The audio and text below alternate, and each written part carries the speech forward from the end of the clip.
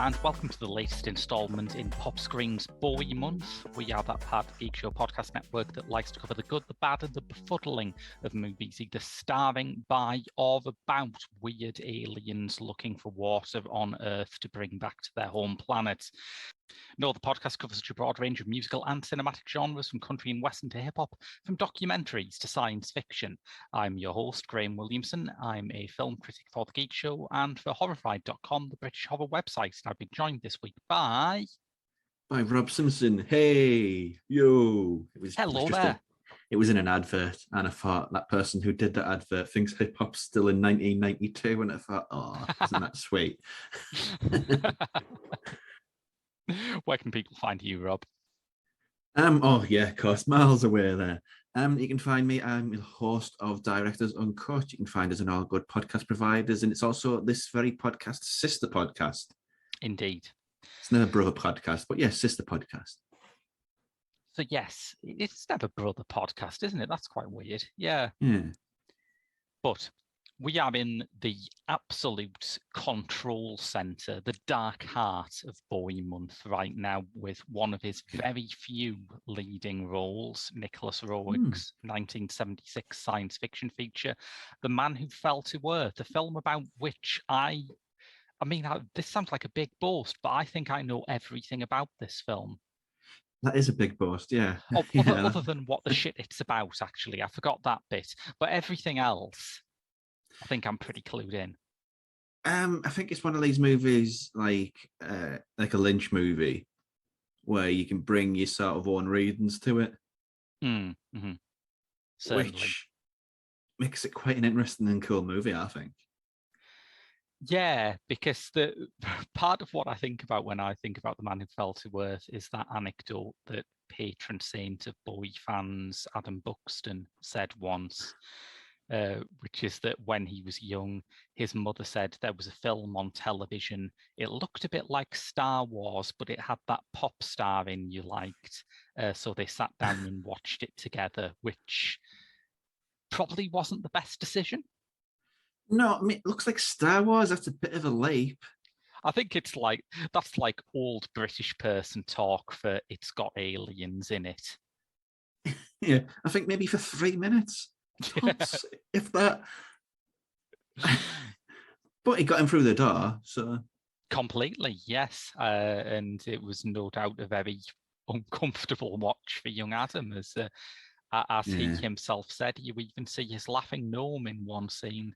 It reminds me of when we did Cinema Eclectica together. We had one question about awkward movies to see with your parents. Oh boy, yeah. This would be a good one, but I remember a friend of the pod then, Swarte, said he watched Black Swan with his mother, which I think is always something that I always remember. Well, that's kind of the same thing as the same problem that Adam Buxton's mum had, in that it was almost certainly sold to her as a movie about ballet. And it is, but I mean, this is technically a movie about David Bowie. Yeah. Technically. I mean, he could stretch this and say he's not actually acting, it's just him being himself. Yes, and I think Bowie himself said something similar. He said he was very aware that what was required of him was to go down on set and just be. That there were a lot of parallels between Thomas Jerome Newton and where he was at in the mid-70s. Yeah, which makes it interesting, I think. I mean, you could make an accusation of certain actors where, I know, Jack Nicholson, for example, he's always just Jack Nicholson. But with a person who is as enigmatic as David Bowie, to just be David Bowie, that is not an insult whatsoever. Yeah, you always have to put, like, anytime you talk about Bowie as a person, you always have to put like scare quotes around that, because part of the reason why he famously had so many alter egos was because he was a very private guy, and he was very private guy towards the end of his life, certainly, where he lived essentially incognito in New York. He had this famous trick for remaining anonymous in New York involving a newspaper. I don't know if you've heard it. I might have, but it's not sounding familiar so far. If he was on public transport, he used to carry with him a Greek language newspaper He didn't read Greek at all. He could never speak it. But if he saw someone who seemed to be thinking, is that David Bowie? He'd open the paper and make them think, oh no, it's just some old Greek bloke, isn't it? Yeah, that's very good. It's a very good story. But The Man Who Fell to Earth, I mean, for such a complex film, it has a fairly straightforward plot line, doesn't it? Yeah, I mean, the title says it all, really. An alien falls to Earth, and he just wants to make as much money as possible to go back home and bring his kids back and his parent and his mother and his wife back with him. That's it. Yeah. That's all there is.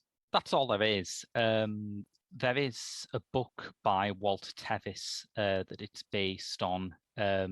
Tevis is now probably most famous for writing the original novel that Netflix made the series The Queen's Gambit out of.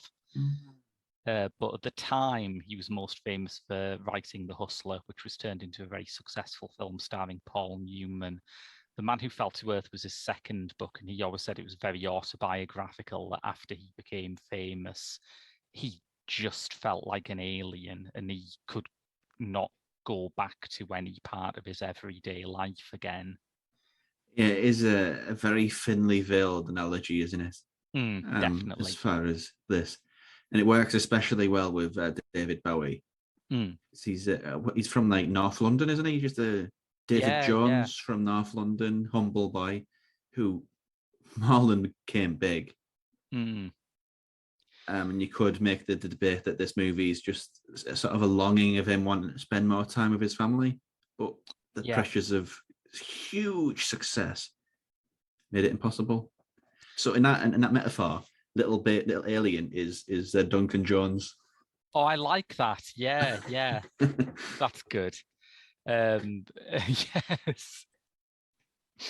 And let me see if I can put this further. The alien wife obviously has to be Angie Bowie, and Mary Lou is Mick Jagger. I don't know. I'm stretching it, this one. It works. He did a few songs with Mick Jagger. They're never his best songs, but he did a few. No. But yeah, around the time that he was making this, he was in a bad way. His cocaine addiction was at its worst. His marriage to Angie was breaking up. I mean, the thing that most astonished me, and you'll understand why this is astonishing if you've seen the movie, listeners, is that before he made the film, they had to put him on a special diet to add some weight to his figure. Yeah, he's frighteningly skinny in this. And you look at it and you think, hang on, that's him after they had him eating ice cream? What the hell did he look like before? There's a scene in it which when you give it that context, it's horrible, but within the context of the movie, it's kind of silly. I can't remember what kicks it off, but Dave Bowie has a bit of a to do in a lift, I think. Yeah. And passes out, blood coming out of his nose. And Mary Lou picks him up and carries him to his hotel room and puts him down in his bed. And it's such a bizarre image. But when you put that context to it, it's really tragic. Yeah, you imagine, I'd never thought about it before, but maybe it wasn't difficult to get David Bowie to have a nosebleed at that point. No. I mean, that's the height of his fame, isn't it, really? Mid-70s. Yeah, absolutely. I mean, not on a worldwide scale. He was only starting to crack America, but in British terms, he was a national obsession. Yeah. I mean, you don't to be that sort of stature, that young.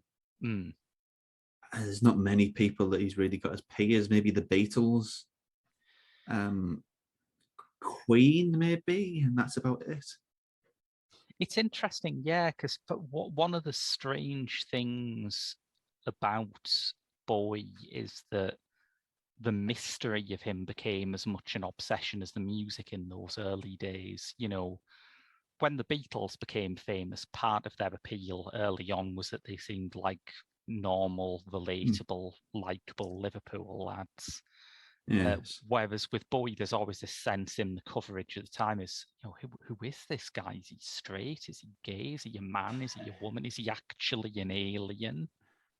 Yeah, yeah.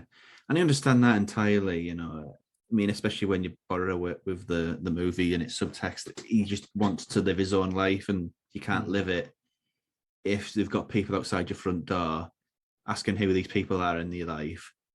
And there's no separation really. It's maybe a self-defense mechanism. Yeah, yeah.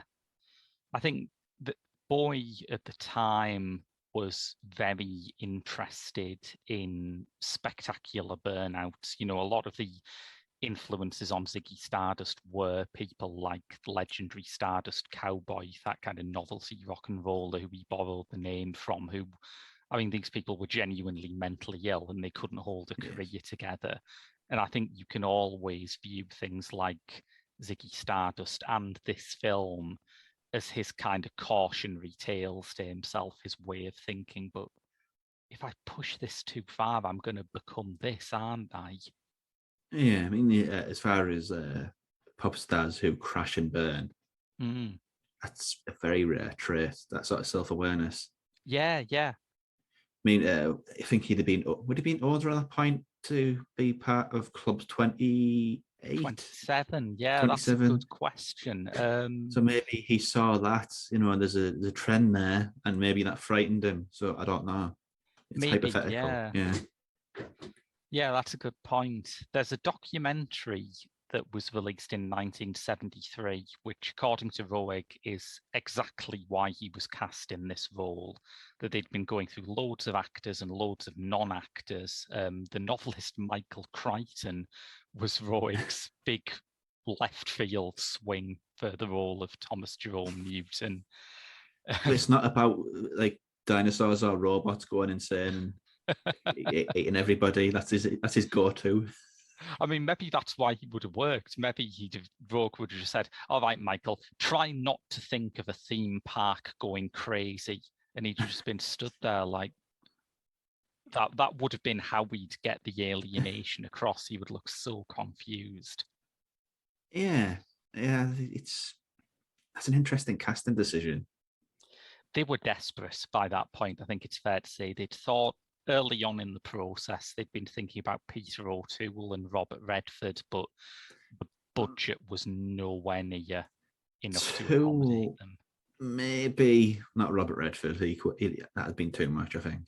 I think so too, yeah. And I really like Robert Redford, but I think part of what's great about The Man Who Fell to Earth is that it is a disguised movie about what it's like being an Englishman in America. Yes, it is, which is terrible. He's manipulated every single way, isn't it? Yeah. I can't remember something that Rip Torn says. So, you're an Englishman. Oh, well, at least it's better than, what does he say? What's he compare him to? I can't remember, but is it a Russian? I can't remember. Russian or German, something like that. Yeah. It's nice to know where we stood in the world at that point in time. Yes. Oh man, Rip Torn in this movie. Rip Torn is incredible in this movie, I think. Oh, it took me a while to recognize him because, for what I've experienced of him, he's been an older man and bald. Yeah. But here he's young and virile. And it's sort of very virile, by the way. Oh boy, yeah. It's funny, isn't it? Everyone always says the sex scene in the movie Rogue made before this, Don't Look Now, always gets all that speculation about is it real or is it not? And I never quite got that. Donald Sutherland famously said it's very hard to get sexually aroused when you've got a camera behind you with someone barking orders at you. Yeah. It's even harder now with all of the lights and like twice as much crew, but yeah, sure. Yeah. But I was always surprised that never happened with The Man Who Fell to Earth because the sex scenes in this movie are genuinely extraordinary, aren't they? They're feral. Well, there's not just that as well. It's the way they're edited. I mean, that's the one thing you'll always say about Nick Rugg. Probably some of the greatest editing in cinema history, I'll go as far as to say. But it's got one of these sex scenes of Rip Torn sleeping with an 18-year-old, basically. I think that's what they say. Yes, yeah. And it cuts it across with I think Bowie's sort of been befuddled by TV, and he's just watching TV, and he's like, "What is this?" Look Yeah. all over his face, and the cut to and from the two of the scenes. Wild decision. We should take a pit stop to talk a bit about Rogue because he is such. I mean, there's a lot of talented people involved in this film, and we're here for Bowie, but Rogue is such a huge part of why this film is as good as it is. Oh yeah, I mean, it's not his first time working with a pop star either. His No. debut with Donald Cammell was with Mick Jagger, funnily enough. Indeed, yes, yeah, That's a striking film, if ever there was one. and that is kind of an interesting one because in many ways, Bowie and Jagger were the opposite when it came to acting. You know, Jagger hadn't had any acting training, and in most of his screen roles, you can tell, I think. Yeah. But He's all right in performance, I think. he's great in performance, yeah. Yeah. Vogue and Kamel knew exactly what to do with him in that movie, but it was one of those things that you do get with pop stars where they have one great role in them, and that was it. But Bowie had trained in acting, and I don't know if Rogue knew that when he made the film. I mean, it's quite lucky. I don't think he's a great director of actors, honestly, Nick Rugg, but he's had an immeasurably good run with like big name actors. Eureka, there's another one. I think he did. Oh, Gene Hackman. That's Yes. a interesting role. The thing that I remember about that is there's a death scene, which is basically like Andy Warhol-esque art. Yeah. It's wild. And that's the vibe of Rogue, isn't it? He does mainstream films in a very sort of countercultural way. Yeah, it feels like they're going out of control, and that I read an article. I think it was Graham Fuller's piece for the Criterion edition of this, but I read an article about this film, and it made a connection that I just slapped myself for not getting to before, because he compared this film to Alan Resnais. And I thought, oh, yeah, obviously, when you look at the start of Hiroshima Mon Amour, yeah, that's prototype Nick Rogue. That's what, he's drawing from. That's what he's inspired by. And it's so obvious now he said it, but I never got it. No, I haven't seen, I don't think I've seen many Renee. I think I've seen Late Korea. Late Korea. I mean, Late Korea stuff for a lot of the French New Wave guys is often a bit dicey, but yes. It was like, I think I can't remember the name of it. It was like a soap opera, a staged soap opera. It was weird. But Hiroshima Mon Amour, I think if that's being compared to Liz, I need to watch that then. Yeah, I think the thing with Rene is that he basically reinvented cinema grammar forever with his first couple of features. And then after that, he must have just thought, shit, what can I do now? And as you say, he tended to make films that looked like average soap operas for a while. When you've mastered it, where'd you go? Yeah. I mean, Nick Rogue is Don't Look Now as well. I do think that's like sort of top 10 horror movies of all time, not in a sort of taste sense, just in the craft of it. Yeah. There's very, very few horror movies as well made as that. Yeah, I completely agree. And Don't Look Now was another great example of how this sort of editing, which could just be sort of tricksy it could just be gimmicky in someone else's hands, really enriches it. Like the part of the power of that opening sequence, the death of the daughter in Don't Look Now, is that it's being intercut with the parents doing ordinary, banal things with no idea of what's about to happen to them. Oh, and it hits hard. It hits very, very hard. Yeah. Would you say Don't Look Now is your favourite Rogue?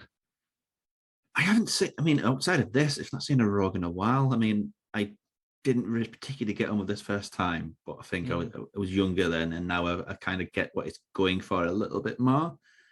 So I need to revisit a few, I think. Yeah. I think Don't Look Now is very near the top for me. Don't Look Now is great. For a long time, Walkabout was my favourite because Walkabout just... he's one of those directors where I understand why people find his work a bit clever and impersonal. But I think if you're on his wavelength, the films are very emotional, and I think Walkabout is very emotional. But now I've True. rewatched this, I think this is my favorite Rogue. I think it's this Um, now. you can't really miss. I mean, he's got like 3 all-timers. Yeah, This performance, Don't Look Now, Walkabout. Eureka's pretty good.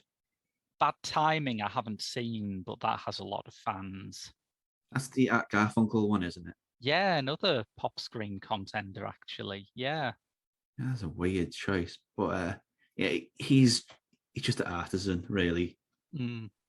I know it's a pompous phrase that people use to charge like twice as much for slice of bread, but his directing, I don't think.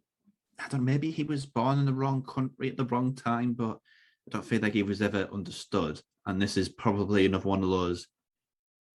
It got a cult reputation because not many people. It wasn't popular besides it having Bowie in it. Yeah, there was definitely that aspect to it. The British were fairly baffled by it, and the Americans had the misfortune of getting a film, a version of it, which cut about 20 minutes, which I see why you'd look at The Man Who Fell to Earth and think, there's a lot you could cut here, but in reality, there isn't. And it's particularly strange because even though this was the Let It All Hang Out 70s, most of what was cut was the sex scenes. Wow. Yeah. Okay. I mean, it's basically just removing a lot of Rip Torn's role there. Yeah, essentially. Yeah. I mean, Rip Torn he'd been a sort of reliable character actor, mostly in things like Cassavetes films, anything that's kind of New York and underground was what he was doing. But he had this very notorious role in Maidstone, a film directed by the novelist Norman Mailer. Are you familiar with the famous Rip Torn scene in this? I might know it by reputation rather than name. There is a scene in Maidstone, which, like all of Mailer's films, was semi-improvised, and like all of Mailer's films, is basically unwatchable, where Torn's character attacks Mailer with a hammer, and that scene was achieved by Rip Torn going up behind Norman Mailer and smashing him on the head with a hammer. It was not scripted, it was not planned, and if any young impressionable children are listening to this podcast, that's what you do when you see Norman Mailer. Yeah. I mean, I actually like some of Norman Mailer's books, but he was an unholy prick of a man. And I think seeing Rip Torn try to murder him with a hammer, if anything, increases my appreciation for Rip Torn. Well, yeah, I mean, it's certainly a different aspect of him. It's like when you find out that Brian De Palma was an experimental punk director in the 1960s, and you think, what? No, that's not right. Yeah.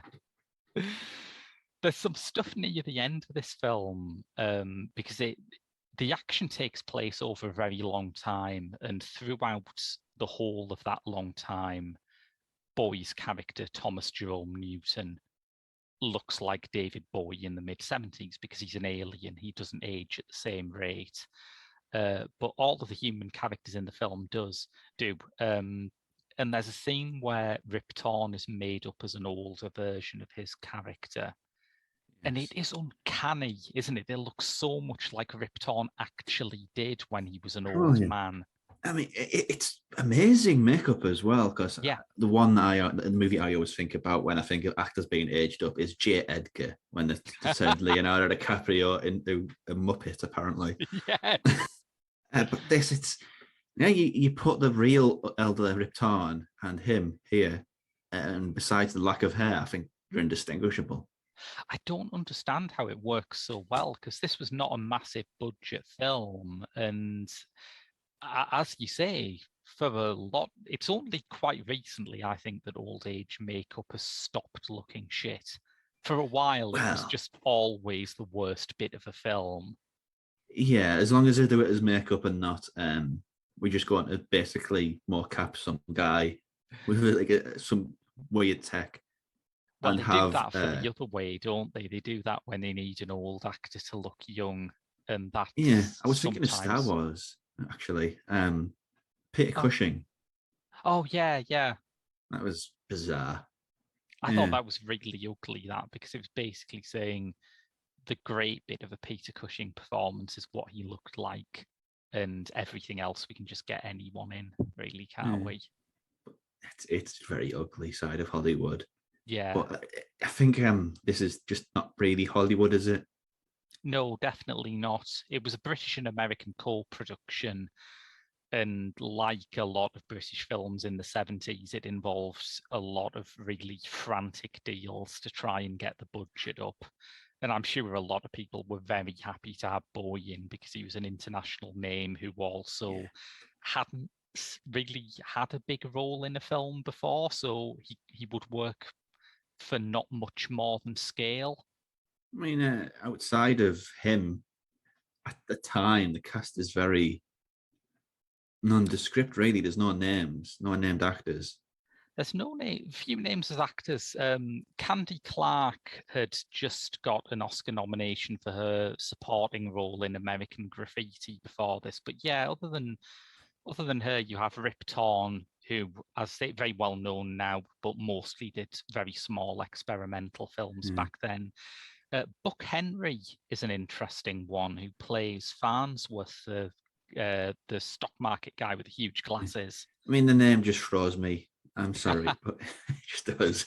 I know exactly what you mean. Yeah. They're Yeah, both but I mean, referencing the same thing, though. Inventor of television, Philo Farnsworth. really, Yeah. okay, that's kind of cool. Yeah. Yeah, and as an effects piece, I mean, you think of sci-fi, yeah, either era.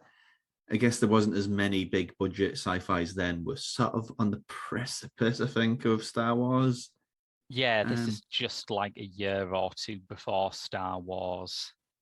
but you still think of sci-fi as spectacle, Mm, and there's not much really on that level. You get a few bits in a sort of a prototype spaceship, yeah. and some bits in the desert with some sort of toast train made out of Yes. meat. It's just a weird creative decision. Yes.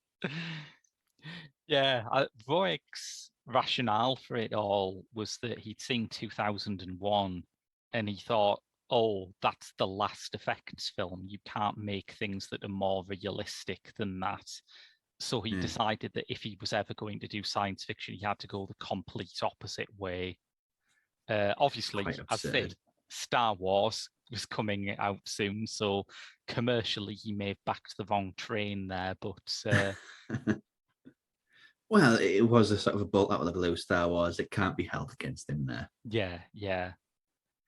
But I think it still feels like a route not taken in science fiction cinema. You can look at some things that came after and say that's got a similar kind of mix of human drama and big sci-fi concepts. You could look at something like Under the Skin, I think is Yeah. very akin in a lot of ways to The Man Who Fell to Earth, but not much. No, I mean, there's lots of directors here you could make a claim for being inspired by this. I do think maybe Cronenberg took some Mm, delight from this, not in a sort of sense of Cronenberg being a director of grotesqueries. His stories are about humans in horrible situations, really horrible, mm. heightened situations. And what is The Man Who Fell to Earth, if not that? Yeah, absolutely. And I think Cronenberg, particularly when you look at some of the more horror-based stuff like Rabid or The Fly, shares that belief that science fiction at its best isn't about, what happens when there's a planet where the mushrooms have taken over and dolphins are Yes. their slaves. The best science fiction is, what if we made one weird thing and put it in the world of today? Yeah, and he understands the tragedy of these stories as well. Yeah, I do certainly in think, The Fly. Yeah, The oh Fly is a yeah, very sad film. I think this is too. Yeah. Honestly, the way that the story unfolds, it's not particularly a positive ending for anybody, really. No, no.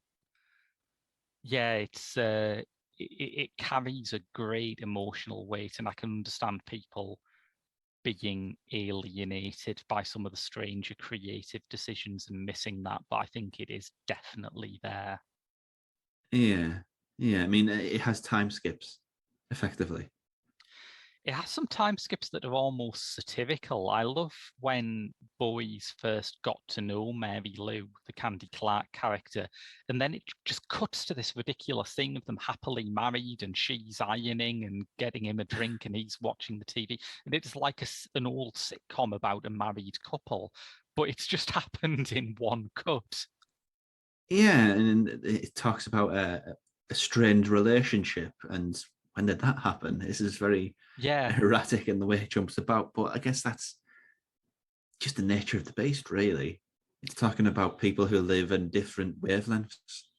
yeah, that's very true. And I think one of the ways in which this is the ultimate Rogue movie is that the time scale of it allows him to paint on such a bigger canvas. Like, I can't remember how much time passes in Don't Look Now. I mean, I suppose that's Rogue. It could be like years, or it could be a weekend, and you're never quite sure. But this Yeah. this is definitely something where decades pass, and he gets to show how he can represent that. To be honest, Rogue has a habit of casting like ageless leading men. Uh, Yes, he does. Bowie, ageless. Donald Sutherland was ageless until he wasn't. Yeah, And yeah. he just has a great habit of picking these character actors, or actors, I should say. Mm. No, he definitely does.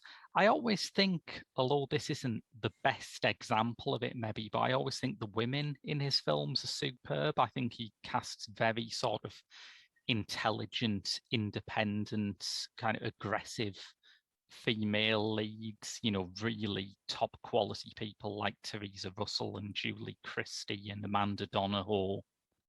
Complicated roles as well. They're not just there Definitely. to pass the Bechdel test, I think, is the thing that these characters need to do. Well, for a lot of 70s films, it wouldn't even do that. I mean, you watch when you were watching a sexually explicit film made in the 1970s, you do not expect there to be much curiosity about the female leads in a life, but in Rogue's films, there always is that, I think. Yeah, she's very complicated and mysterious character, I think. She starts off as she works at a hotel. Mm. Um, and then she's just kind of an enigma after that. Yeah, But because she always wants more, but she's fighting constantly with everybody around her to get more.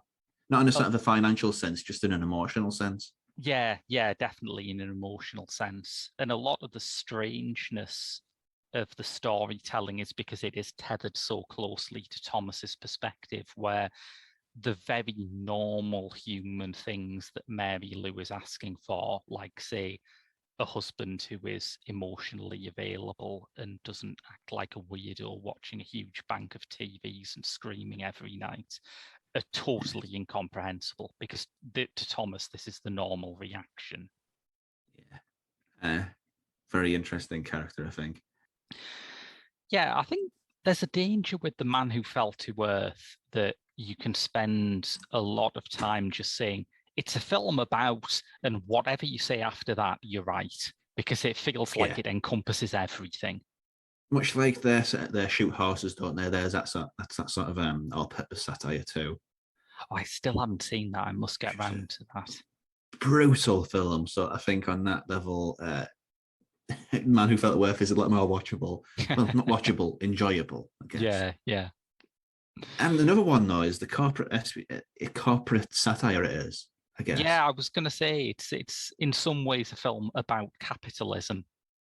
Like capitalism, record labels, how this hot young thing, David Bowie, comes out of nowhere, has all of these great ideas, including some, I don't know, one of his technological innovations is a new form of music, which is like this weird cylindrical speaker thing. Mm. And music is printed on a ball. You put the ball in the middle of the cylindrical speaker, and hey ho, done. So you got this, a new tech guy who comes out of nowhere, and all the big wigs eventually make money off him. But when he wants to do something for him, it's like, oh no, we got to kill him, and Yeah, everybody he knows.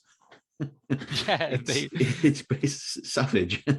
they really go for it. Yeah, as Farnsworth will attest, Newton is not the only man who falls to earth in this film. No, he is not. And there's also a bit with it kind of weirdly shot, but there's also like a weightlifting thing Oh yeah, that's yeah. threw out of a window.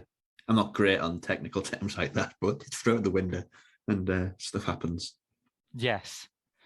Yeah, and the technological innovation that always strikes me when I rewatch it is that Newton pioneers commercial space flight.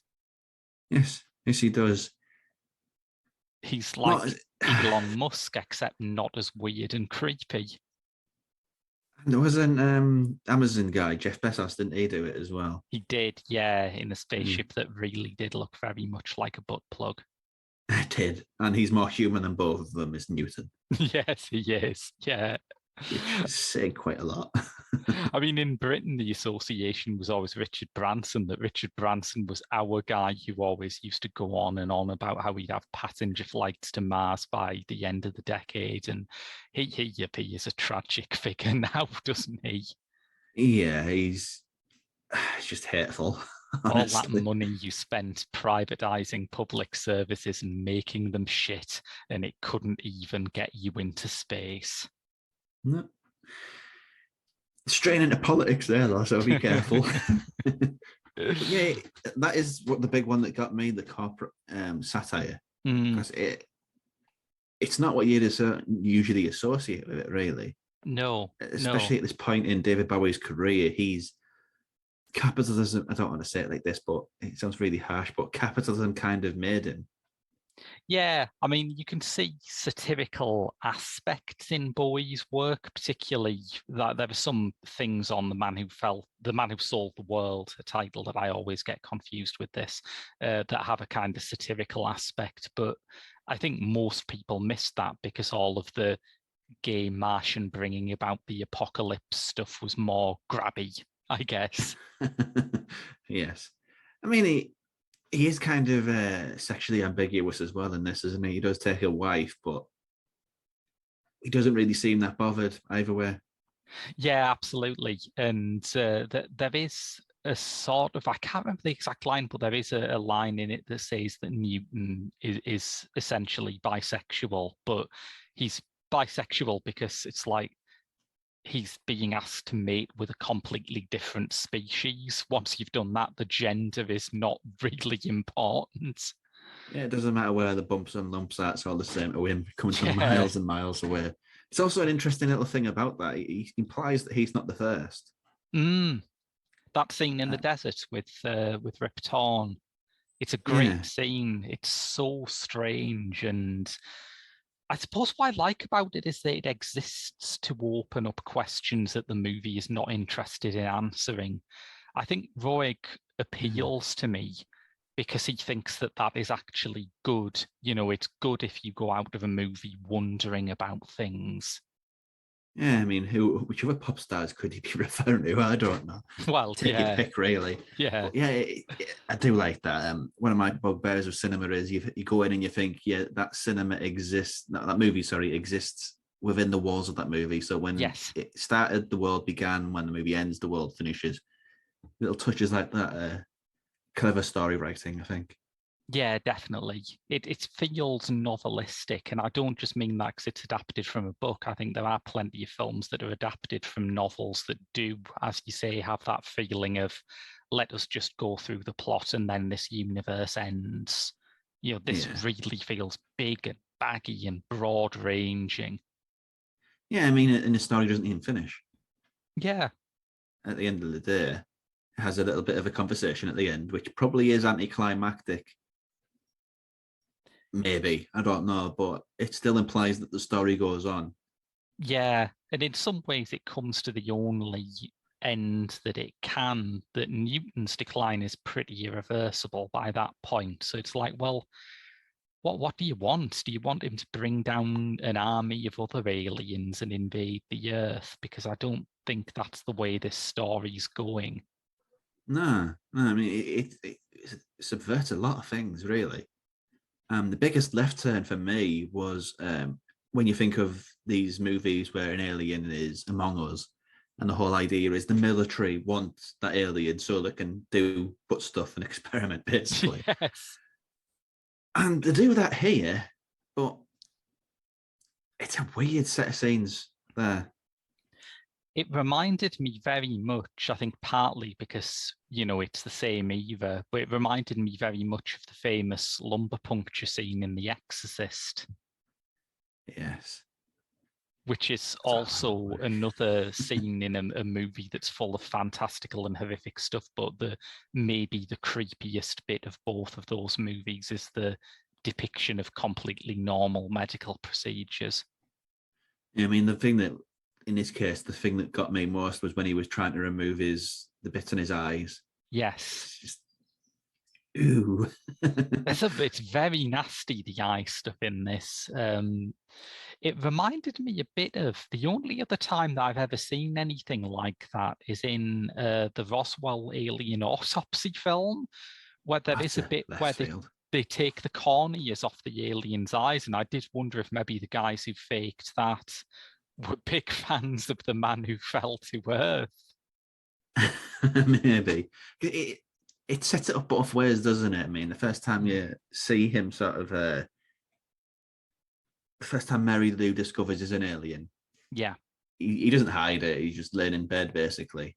Mm. But after that, there's a scene where he dresses as human, and he puts these sort of, I don't know how you describe them. They're not contacts. They're sort of more fleshy over his eyes. It's like a prosthesis, isn't it? A kind of prosthetic. Yeah, a fleshy prosthetic. It's just very gross. Very, squeamish with that. Yeah. But at least it's not opera, but still. Yeah, it's really gruey as well. And that's effectively all he does to transform from alien to human. Do that with his eyes, put a wig on. Yeah. And you wonder if that's part of the satire too, that the world is such an alienating place that even an actual alien has no trouble blending in. Yeah, maybe. I could go with that. I mean, it also saves massively on the effects budget. I'm sure that's part of it as well. Well, yeah. It can't everything can't be the Blob, can it? That'd be a bit of a weird transition. No. There's a moment towards the end of the film that I really love, that it just reminded me when you were talking about the sense of closure, but when Rip Torn is walking through that record shop. Yeah, that was lovely, actually. Because what we're referring to, listeners, is in the background there are several prominently displayed copies of what was then Bowie's last album, Young Americans. But it's generally the vibe of the record shop as well. I mean, even in our base level, it's just lovely places. It's true. Yeah. You haven't seen Licorice Pizza yet, have you? Not yet, no. I think its 70s-ness and its rambliness will appeal to you greatly, I think. Cool. But yes, I just love that Young Americans appearance, because it's like saying, all right, the spell's broken. You're about to go outside to a world where David Bowie is actually a pop star. And it doesn't hide it either. I mean, there's that in the background as well. And there's we're pretty deep into spoilers here. Oh, yeah. But David Bowie sets a record up called The Visitor. Yeah. For Rip Torn to find. He says, yeah, I found it, didn't really like it, but then again, it's not for me, is it? I felt like they're being quite clever there. Clever. Yes. I don't know there. Because it's literally not for him, of course. I suppose it's the twist of the film, although that feels a bit crude. But he's recording it so that radio waves will carry it back out to his home planet, which is... There aren't many science fiction films that really get into that horrible fact that if you are going to go to a different galaxy, you are going to have to face the possibility that you will never see anyone you know ever again because of the time dilation. Yeah, here's the thing as well. In the 1970s, I don't think it was as quite as prevalent as it was now, obviously. But it's a movie about global warming as well. Yes, yeah. Which is it talks about water. He's come to this planet for water as well. And just, I think this is a very intentional way of shooting it from Rogue, but he shoots people drinking like it's the most wasteful activity in the world. He does, yeah. And it's wild. I love it. And there's an irony to it too, that as soon as Newton touches down on Earth, he ends up in the New Mexico desert, which is it's partly that sort of Englishman abroad vibe again. What's the weirdest landscape that you can shoot David Bowie walking through? Well, it's a Western landscape, a cowboy movie landscape, but there's also the irony that he's traveled however many light years to get water, and he's landed in the desert. I mean, that's sort of sets the tone for the rest of his mission. I don't even know if it was intentional, but it's one of those contexts that's added in the time that you watch it, I think. Yeah, apparently in the Tevis novel, which I haven't read, it makes it clear that the water supply on Newton's home planet was destroyed by nuclear war. But I think they're wise to leave that out. I think it although the fear of nuclear war is not totally irrelevant now, thank you, Mr. Putin, but it ties it a bit too much to that kind of 60s era he was writing in, I think. Yeah. Well, some 60s sci-fi is a little bit more on the nose than this is, but thankfully, it mostly evades those sort of finger-wagging techniques that those movies adopted. Yeah. There's never a danger that Thomas Jerome Newton's going to turn out to be a metaphor for communists. No. I think that is maybe the one thing that The Man Who Fell to Earth is not about. It is about everything apart from the Red Scare. If you can get a documentary called Room 127 about The Shining. Room 237, yes. 237. Yeah. I imagine there's enough in here for that too. I don't know. There must be, yes. Yeah. You watch it and you feel like the inhabitants of Bowie's planet must feel when they're deciphering these radio signals. It does, particularly now, feel like it just comes from outer space. Films aren't constructed like this anymore. Films don't move like this anymore. And it's wonderful, really. I mean, the new Hollywood is the term they use to sort of group all of this stuff together, but none of the movies really felt the same. They all had a sense of, I guess the easiest way to describe it is a sense of danger about them. Yeah, I think so. Yeah. Well, they could tell general stories that people could relate to, but they used artistic and left field and outsider art techniques, like I said earlier, which, if this movie was made now, I don't think there'd be anything really in common between the Rogue version. Well, they have made a TV series based off it, which I haven't watched, but I'm sort of pleased that it's trying to continue rather than retell the story, which is, my nightmare version of a TV version of The Man Who Fell to Earth is just some dickhead watches it and goes, we haven't seen all of the stock market transactions that made Newton rich. We could have a subplot with one of the board at his company don't like him and are trying to force him out. It's just, I figured it would just be that shit. Apparently it's not. Well, he just, the whole point of the movie anyway is just this bolt out of the blue. Yeah. That's it. People aren't ready for him. Yeah. And he's not really ready for them either. And I don't think people were really ready for The Man Who Fell to Earth, that even in, as you say, this remarkable period of creativity and experimentation in Hollywood films, people still looked at this and said, what the fuck? It's kind of just Rogue through and through, though, really, isn't it? Yeah. I don't think, the horror crowd has adopted Don't Look Now, but still, it's a weird movie too. It is, yeah, yeah.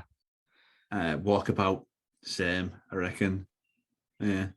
I tried to. I've had his autobiography, "The World Is Ever Changing," for a while, and I tried to dip into it to do some research for this, but it's not really a book that you can use to dip into for research because, and this is obvious once I realised it, it is told in a non-linear fashion. So, Of course. of course.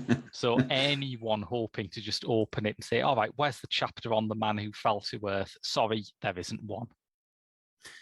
Yeah, so it's kind of like Fear and Loathing in Las Vegas. That book is a wild, weird, uncontainable beast of a book.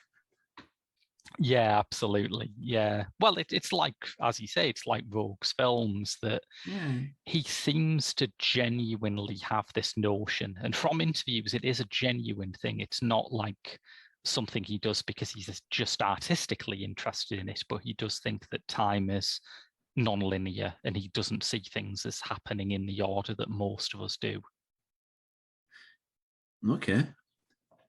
It explains his movies a lot then, yeah. I think Bowie referred to him as an old wizard, which is firstly testament to the amount of cocaine he was taking, but also sort of makes sense.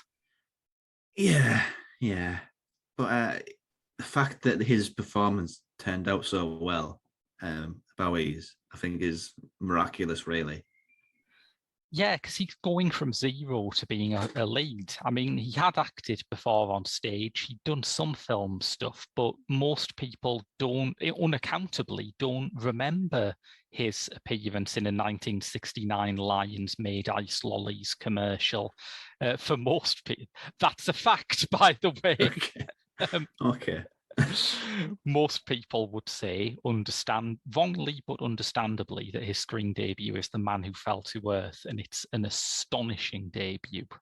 Oh yeah, I mean, even sort of a career pathwise, this is the sort of thing that a musician does when they're burnt out, absolutely burnt out, and they do something new.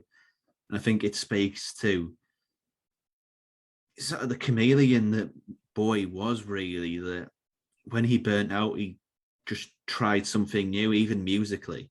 He is the metaphor for people who reinvent themselves. Like, not to change the subject too much, but Chris Jericho is referred to as David Bowie of wrestling because he's constantly reinventing himself. I did not know that. He's just shorthand for people who are chameleons, really. Yeah, absolutely. Yeah. And, you know, one of the interesting things about rewatching The Man Who Fell to Earth as part of a run of Bowie-related films is that thing I alluded to at the beginning, which is that it's one of the very few lead roles he did. And I understand why, because, like I say, he just released Young Americans, which was his first big album in the US. So after this, he's really in a cycle of world tours, which doesn't leave much time to make a film. But it's remarkable seeing him absolutely carry a film. It is something that I don't think we would see again. I mean, even as far as pop star performances, I think it's still one of the better, really. Yeah. Nothing really comes close.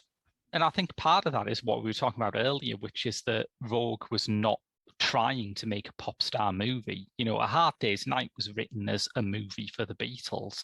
This was written as a movie for Peter O'Toole. Yes, I think that would have worked still, but I think the contexts that are added by it being Boy are just to elevate this above and beyond what it probably would have ever been. Yeah, I think he is very canny at using all of the cast, but particularly Bowie's screen personas in ways that are very, very shrewd. But yeah, I like this a lot more second time around, I've got to say. I think I'm going to update my favourite films list on Letterboxd. I think I previously had Walkabout as the Rogue entry on it, but I think I'll make it this instead. Yeah, you've only got one movie per director because it just go on forever. I know, I wanted it to be manageable. Yeah. Yeah, but that would mean that my top 20 would have two films starring David Bowie in, because I've got this and Last Temptation of Christ. Wow. Yeah, that's two very different movies, isn't it? I mean, that's versatility, isn't it? To play Thomas Jerome Newton and Pontius Pilate. Yeah, yeah. He was, like I said, he was a chameleon. Yeah. But yes, if you enjoyed that, you can get a monthly bonus episode of this here very show by subscribing to our Patreon. You can also check out more stuff, including, as we mentioned earlier, our sister podcast. It must be a sister podcast, Directors Uncut at geekshow.co.uk. But Yes. in the meantime, I've been Graham. And I have been Rob. And we'll see you next week with more Pop Screen.